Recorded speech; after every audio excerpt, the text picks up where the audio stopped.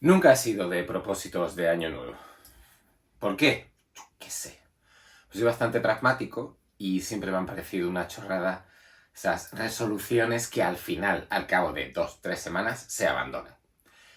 Dicho esto, este 2025, servidor, no es que haya empezado el año con un propósito, sino que ha decidido que ya era hora de aprovechar aún más mi tiempo libre para acometer lecturas y que iba a acometer todo aquello que me he ido comprando en los últimos, yo qué sé, 10 años y que aún seguía por ahí pendiente. Y me diréis, pero Sergio, si me parece que nos dijiste en su momento, no me acuerdo cuándo, que te habías leído toda tu biblioteca. Y es cierto.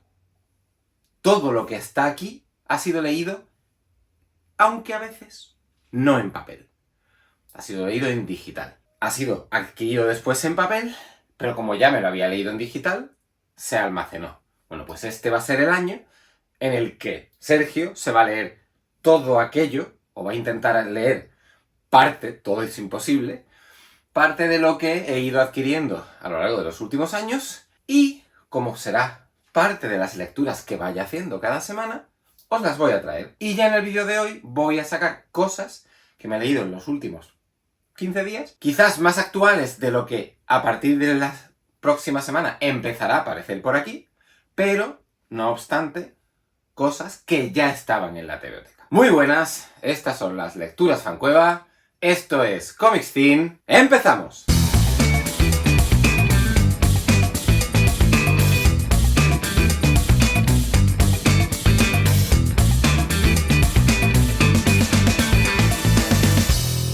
Y voy a empezar con una de las últimas novedades que nos ha hecho llegar Diablo, Bringing Up Father, de George McManus. Este volumen, que recoge las tiras publicadas entre 1979 y 1940 de una serie que a mí me sonaba de lejos, por aquello de que el mundo de la tira de prensa siempre me ha llamado mucho la atención, entronca a la perfección, y me voy a detener primero en eso, en una línea editorial de Diablo que me parece, cuanto menos, arriesgada. Creo que es algo que no he comentado cuando he sacado por aquí, si es que he llegado a sacar por aquí algo, creo que sí, de lo que Diablo lleva ya 3-4 años haciendo en términos de recuperar clásicos de las tiras de prensa estadounidenses en volúmenes que, vistos así, desde fuera y con cierta perspectiva, casi cabría calificar de suicidio editorial.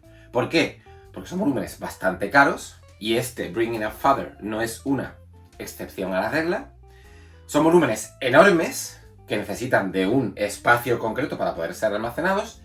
Este Bringing Up Father sí es una excepción a esa regla, y sobre todo son volúmenes que no sé muy bien qué alcance pueden tener en el mercado español. Ya me plantearían dudas en el mercado estadounidense, sobre todo porque estamos hablando de tebeos que tienen ya pues entre 80 y 100 años, cuyo interés, más allá de lo arqueológico, está bastante limitado, sobre todo teniendo en cuenta que si uno se asoma al mercado español, lo que prima está muy polarizado entre el mundo del superhéroe y el manga. Y esto, que nada a contracorriente de cualquiera de esas dos vertientes, pues me parece, como decía, poco menos que un suicidio. Pero ahí sigue Diablo.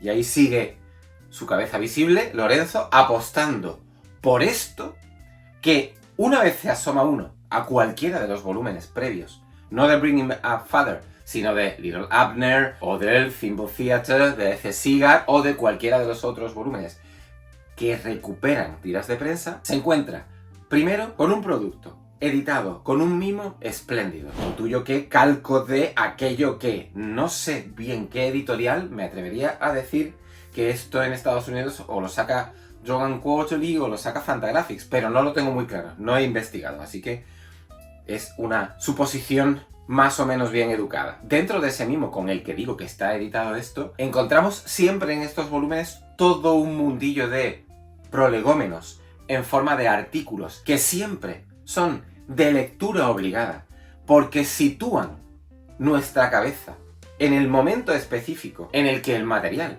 fue publicado, aportan datos que abundan tanto en el autor, en el contexto histórico, en la obra en sí, que cuando uno termina de leerse esos artículos y procede a la lectura del material propiamente dicho, va con la cabeza muy bien amueblada para valorar, en la medida de que cabe, lo que va a leer. Independientemente de si después las tiras que te vas a leer terminan resonando más o menos cerca de tus filias o no. En el caso de Bringing Up Father, un volumen que está dividido como en 4 bloques, el bloque inicial, estos artículos que os digo, las tiras de prensa diarias de 1939 y 1940 y las tiras dominicales de los 2 años en color. Lo que encontramos es un tebeo que quizás, más que el Thimble Theatre o el Little Abner, es muy hijo de su tiempo y está un poco anclado en esta década concreta de mediados del siglo pasado. Tanto es así que, a nivel visual,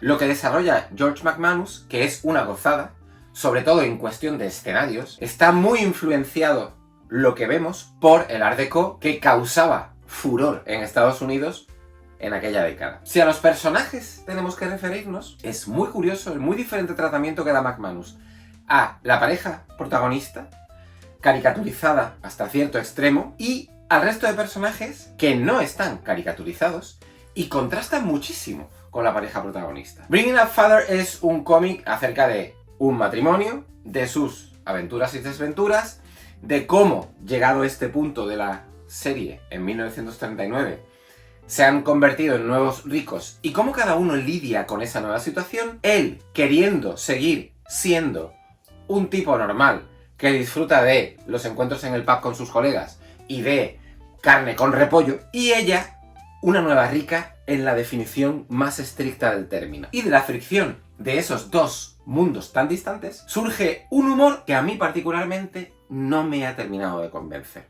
Sí es cierto que te vas leyendo Bringing Up Father y lo haces con una sonrisa en los labios, permanente, pero nunca accedes a una risotada o aún menos a una carcajada en toda regla. Con todo, solo porque el valor histórico de esto es incalculable, porque la edición de Diablo, como os decía al comienzo, es magnífica, porque la reproducción del material es perfecta. Esto es un volumen de 8 para aquellos a los que aluda este tipo de tebeos. El resto, absteneos. Como quiera que hablé hace menos de 2 meses, creo, del primer volumen, voy a ir rápido, o más o menos rápido, con el segundo volumen de Tête de Chien, de Vincent Bourgeas y Ronald Tuholt. Primer volumen del que hablé, publicado por Guillermo. Segundo volumen del que voy a hablar, que todavía no ha salido en España, publicado por Dargaud en Francia. Ya sabéis de mi especial inclinación a tener el material que me leo en el idioma en el que ha sido concebido, siempre y cuando ese idioma sea inglés o francés. Si es japonés, pues mira, no controlo el japonés, desgraciadamente. ¿Y por qué apunte breve? Pues porque creo que con decir que la serie mejora incluso sobre lo que ya habíamos visto en el primer volumen, ya hay mucho dicho. Considerando sobre todo que a aquel primer volumen que publicaba Guillermo le di un 9 y esto me ha parecido aún mejor. ¿Por qué? Pues porque ya sabía lo que iba, porque ya sabía de qué pie cojeaban los personajes, porque Bourgeas se las apaña para que nos siga interesando este microcosmos medieval en torno a 3 adolescentes y las intrigas que cada vez más se van acumulando a su alrededor, y porque el dibujo de Tuholt es que es una maravilla de principio a fin, que vuelve a demostrar que funciona tan bien en definición de personajes, en construcción de escenarios y sobre todo en narrativa, porque lo que este hombre hace cada vez que hay una escena de acción y de combates en el tebeo es de locos, mejor que la primera entrega. Tanto es así que no tiene un 9, tiene un 9,5. Supongo que Guillermo tardará unos cuantos meses aún en publicar este segundo volumen. Dargaud es muy probable que lance el tercero a lo largo del año. En cuanto salga, aquí Servidor se lo comprará y os volverá a traer sus impresiones acerca de cómo va este Cabeza de Can o Tête de Chien en francés. Y ya que estoy en el país vecino y el resto de lo que os traigo hoy es del otro lado del océano, voy a continuar con el tercer y último volumen de Nocéano, obra de Ricard F., que publica Astronave, el sello juvenil de Norma. El recorrido hasta ahora de Astronave es, como poco, muy sólido. Todavía no me he leído nada. También es cierto que no me he leído todo lo que el sello editorial ha publicado hasta la fecha. Pero todo lo que me he leído, creo que juega muy bien un doble papel de servir como vehículo a jóvenes lectores y al mismo tiempo ser capaz de aludir a lectores más talluditos. Bien es cierto que hay cosas como, que os digo yo, las hermanas Gremillet o el cuaderno mágico de Elfie, que son productos más destinados a un público adolescente. Pero en el caso de Nocéano, estamos hablando de un tebeo que se mueve también en el género de la ciencia ficción, en ese particular rinconcito de la ciencia ficción que es el desarrollar un mundo posapocalíptico. Y el que eso además tenga relación directa con el instante histórico que estamos viviendo ahora mismo,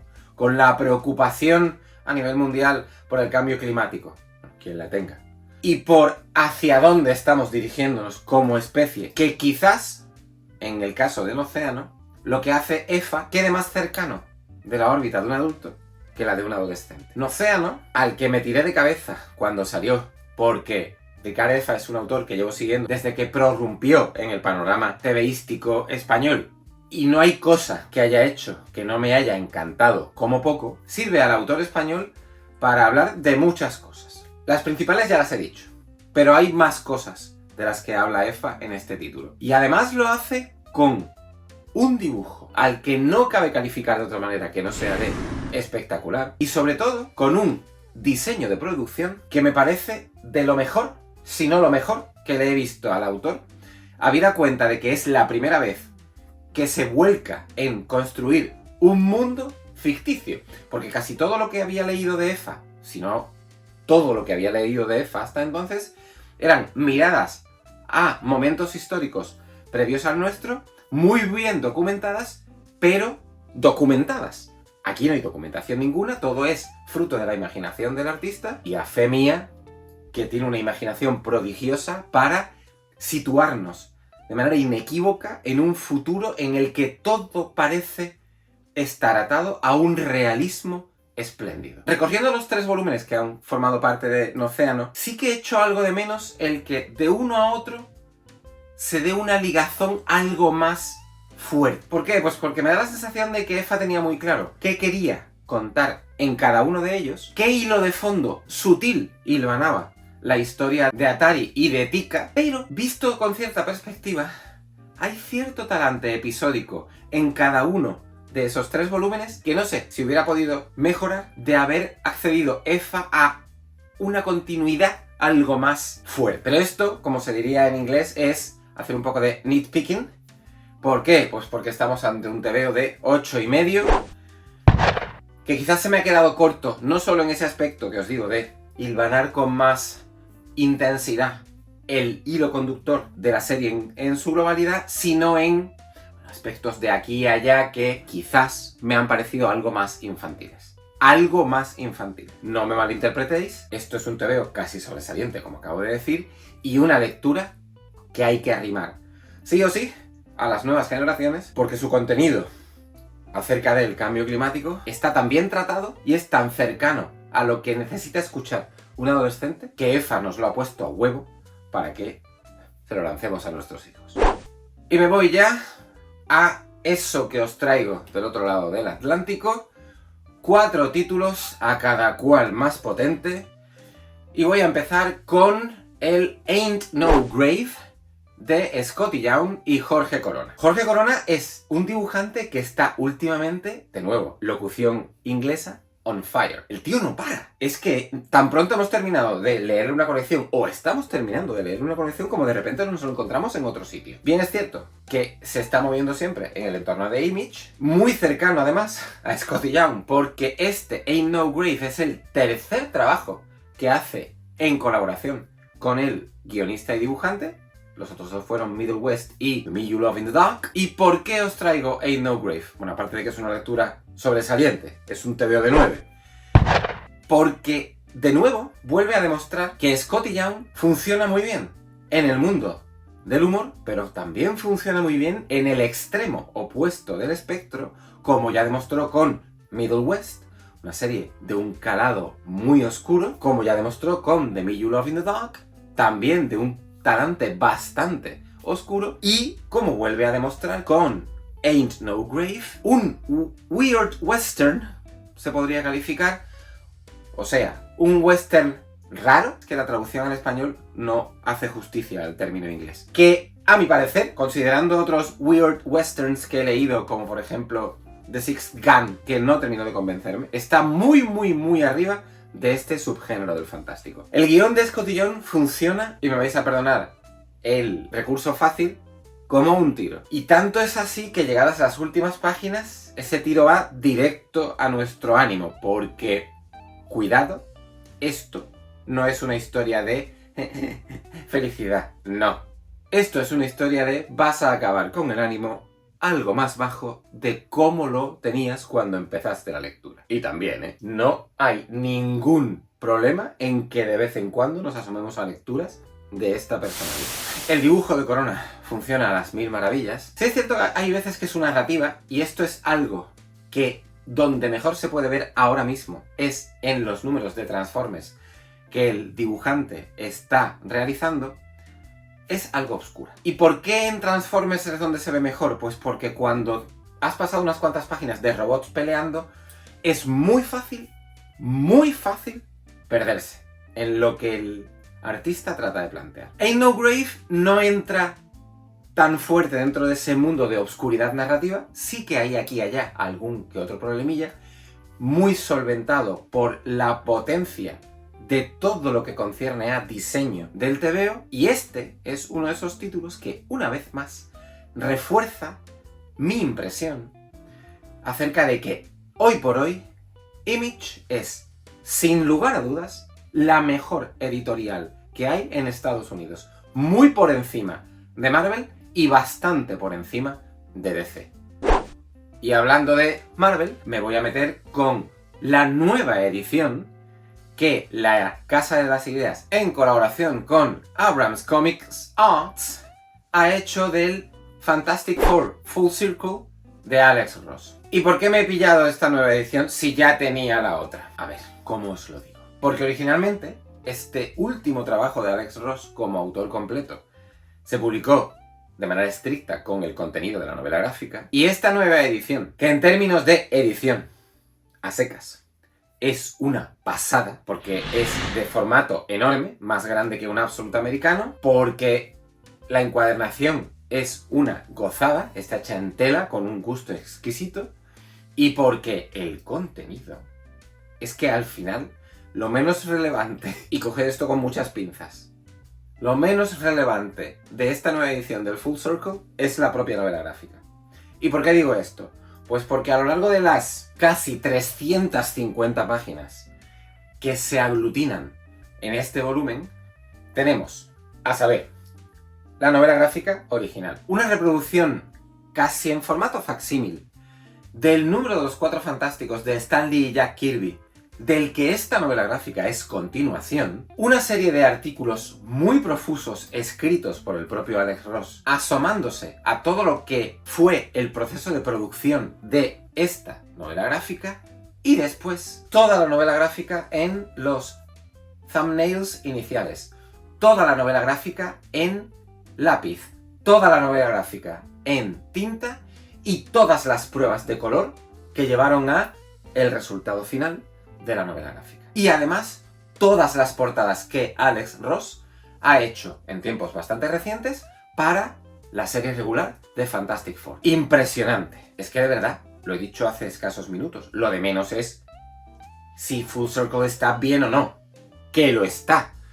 Es más, en esta nueva lectura que le he hecho a la novela gráfica, leyendo previamente el número de Fantastic Four de Stan Lee y Jack Kirby, y ya sabéis que el TVO clásico Marvel no es para nada santo de mi devoción, ha ganado considerables enteros, porque la forma en la que Ross homenajea de manera bastante sentida a Kirby, que es un nombre que ha tenido una influencia fundamental en su trayectoria artística, es magnífica, Pero es que cuando uno se asoma a todo aquello que el autor mete en las páginas de Full Circle, todos aquellos pequeños homenajes no solo ya a Jack Kirby, sino a otros puntos cardinales de la iconografía popular y a muchos puntos cardinales de la iconografía de Fantastic Four, lo que se encuentra cuando vuelve a leer la novela gráfica no es la misma novela gráfica que leí hace año y pico cuando salió por primera vez. Este volumen es de 10. Así de claro. Y encima es que el precio tampoco es desorbitado, habida cuenta del tamaño que tiene y de la enorme calidad de reproducción de todo el material en un papel de alto gramaje. Es que lo que le faltaría a este volumen, si así lo quisiéramos, y no es algo que yo hubiera querido, es que hubiera sido del mismo tamaño que los Artists que saca IDW. Ya os digo que no le hace falta. Me voy ahora a Dark Horse para hablar de Dawn Runner, miniserie guionizada por Ram V y dibujada por Evan Cagle, que es de estas cosas que si no hubiera estado limitado, como visteis el pasado lunes, por el número de títulos que al final seleccioné para lo mejor de 2024, esto hubiera formado parte de lo mejor de 2024. Ram V y Evan Cagle están ahora mismo en DC haciendo Los Nuevos Dioses, una serie de la que, cuando grabo este vídeo, solo ha aparecido el primer número, pero menudo primer número, y que aquí, así a grandes rasgos, lo que hacen ambos es su particular Pacific Rim. Y espero que cuando hablo de Pacific Rim todo el mundo sepa que estoy hablando de la peli de Guillermo del Toro en la que gente subida a mechas se daba de tortas con monstruos tipo kaiju. Algo muy similar es lo que hacen Ram V y Evan Cagle en Dawn Runner. Tan similar como que uno lo está leyendo y dice, ah, pero si esta idea ya estaba en la película del Toro. Ah, si es que esta idea estaba ya en la película del Toro. Ostras, es que esto también estaba en la película del Toro. Y me diréis, bueno, vamos a ver, si hay tantas cosas que estaban en la película del Toro, ¿para qué puñetas quiero leerme Dawn Runner? Pues porque hay 4 o 5 ideas que no estaban en la película del Toro, que lo molan todo, sobre todo una de ellas que no os voy a contar, porque creo que esto es material que deberíais descubrir, y porque Ram V escribe muy bien, todo al final termina estando amparado por una solidez y una cohesión tremenda, y porque, queridos espectadores, lo que hace Evan Cagle no tiene nombre. El tío es uno de los mayores descubrimientos a nivel visual que he hecho en el último lustro, probablemente. Todo lo que hay aquí a nivel gráfico funciona a una altura que hay veces que es hasta espeluznante que esto sea lo primero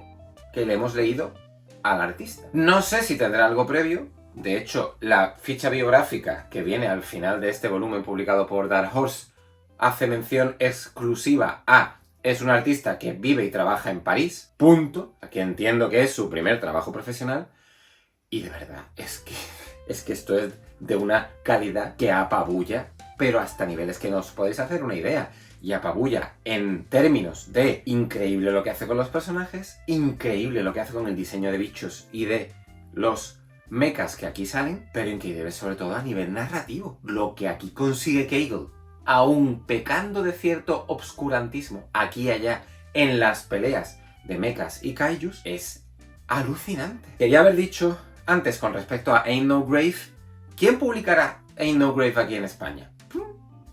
No sé. ¿Quién publicó Middle West? ¿Y quién publicó The Me You Love in the Dark?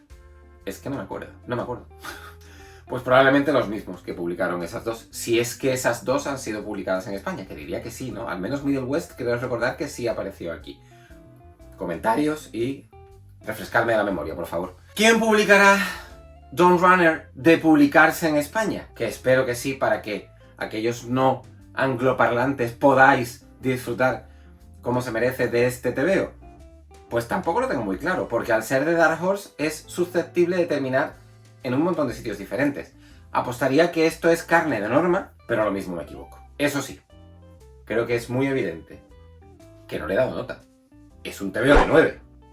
Con esa calificación es bastante evidente que en cuanto salga, haceos un favor e incorporadlo a vuestra biblioteca.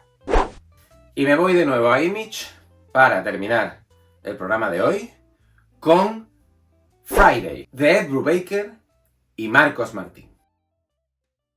He dicho Image, pero creo que sería necesario precisar que esta serie apareció primero en Panel Syndicate, el sello digital con el que Brian K. Vaughan y Marcos Martín empezaron hace ya unos cuantos añitos a ofrecer la posibilidad de acercarnos a historias producidas primero para el mundo digital, para leerlas en un iPad, por las que si no queremos no tenemos que pagar, porque te dan la opción de descargarte los PDF, CBR, CBZ sin tener que pagar un solo céntimo, cosa que si como lectores hacéis, hombre, está un poco feo.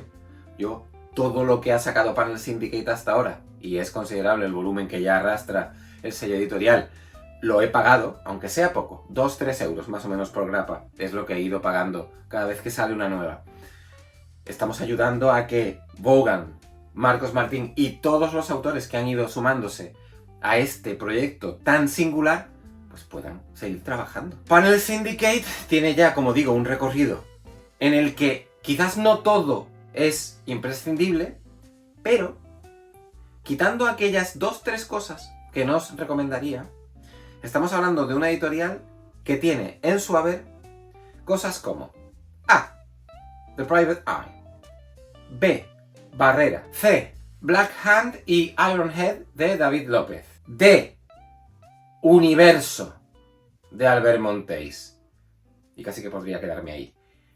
Pero no me voy a quedar ahí, porque E tiene esta obra maestra que es Friday. Y no me he venido arriba. Es que lo que aquí hacen Ed Brubaker y Marcos Martín no se puede calificar con menos de lo que acabo de hacer. Friday se mueve en la misma esfera que mucho del trabajo que ya le hemos visto a Brubaker a lo largo de los años. Es más, reformulo lo que acabo de decir. Friday se mueve en la esfera en la que más le gusta trabajar a Brubaker. O sea, TVO noir. Pero es un TVO noir con adendas.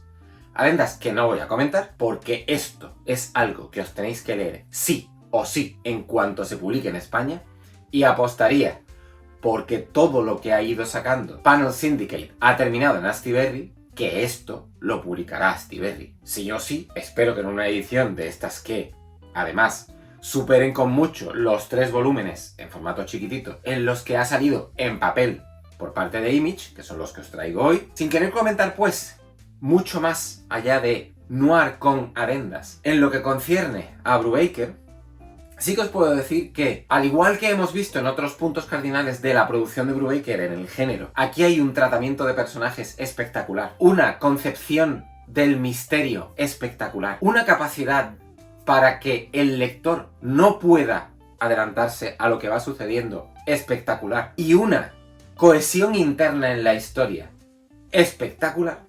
Espectacular, espectacular, espectacular, espectacular. Pero si es una obra maestra, ¿qué otro adjetivo queréis que utilice? Que ya, si solo hubiéramos de valorar el trabajo de Brubaker, estaríamos ahí en el sobresaliente, pero vamos, sin despeinarnos. ¿Qué hace, obviamente, que esto pase de un mero sobresaliente a una obra maestra? Marcos Martín. Estamos, y esto es algo que si habéis leído trabajos previos de Marcos Martín, me vais a decir, venga, ahora sí te has venido arriba. No.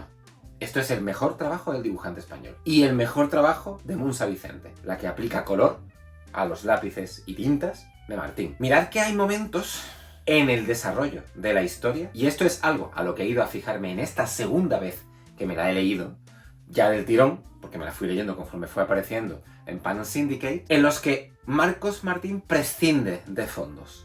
Y la viñeta, independientemente del encuadre que haga del personaje, esto es, más plano general o más primer plano y todo lo que hay entre medio, es plana. Eso es algo que a mí cada vez me molesta más encontrarme en un TVO.